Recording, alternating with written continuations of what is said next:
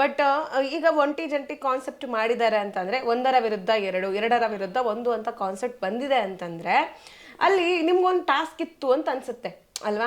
ಈಗ ಒಂಟಿಗಳಿಗೆ ಬೇರೆ ಥರನೇ ಟಾಸ್ಕ್ಗಳು ಕೊಡ್ತಿದ್ರು, ಜಂಟಿಗಳಿಗೆ ಇನ್ನೊಂದು ಬೇರೆ ಥರ ಟಾಸ್ಕ್ ಇರ್ಬೋದು.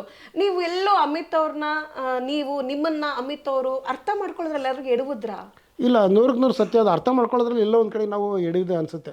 ಎಲ್ಲ ಒಂದು ಕಡೆಗೆ ಅವರು ನೀವು ಇದು ಓಪನ್ ಆಗಿ ಅಥವಾ ಇನ್ನೂ ಚೆನ್ನಾಗಿ ಮಾತಾಡಿ ಅಂತಂದೇಳ್ಬಿಟ್ಟು ಅವರು ಸ್ವಲ್ಪ ಕಾಲಹರಣ ಮಾಡಿದ್ರು ಅಂತ ಹೇಳ್ತೀನಿ.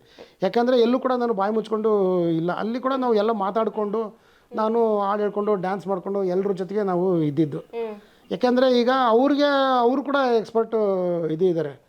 ಯಾಕೆಂದರೆ ನಾನು ಏನಂತಂದರೆ ನಾನು ಓಪನ್ ಅಪ್ ಆಗಿ ಮಾತಾಡೋಂಥ ವ್ಯಕ್ತಿ. ನಾನು ಯಾರನ್ನ ಕೇಳಿ ನಾನು ಮಾತಾಡೋಂಥನಲ್ಲ. ನಾನು ಈಗ ನಾನು ಸಿಂಗಲ್ ಆಗಿ ನಾನು ಹೋರಾಟ ಇದು ಮಾಡೋದ್ರಿಂದ ನಾನು ಒಬ್ಬನೇ ಅಲ್ಲಿ ಏನೇ ಅನ್ಯಾಯ ನಡೆದ್ರು ಕೂಡ ಪ್ರತಿಭಟಿಸೋದಕ್ಕೆ ನಾನು ಇಷ್ಟಪಡ್ತೀನಿ. ಇದರಿಂದ ಇಲ್ಲ ಒಂದು ಕಡೆಗೆ ಜಂಟಿಯಾಗಿ ಮತ್ತು ಅವರು ಅಮಿತ್ ಅವರು ನನಗೆ ಇನ್ನೂ ಓಪನ್ ಅಪ್ ಆಗಿಲ್ಲ, ನೀವು ಓಪನ್ ಅಪ್ ಆಗಿ ಅಂತ ಹೇಳಿನೇ ಅವರು ಓಪನ್ ಆಗದೇ ಅವರು ಸೈಲೆಂಟ್ ಆದ್ರಂತ ಹೇಳ್ತೀನಿ.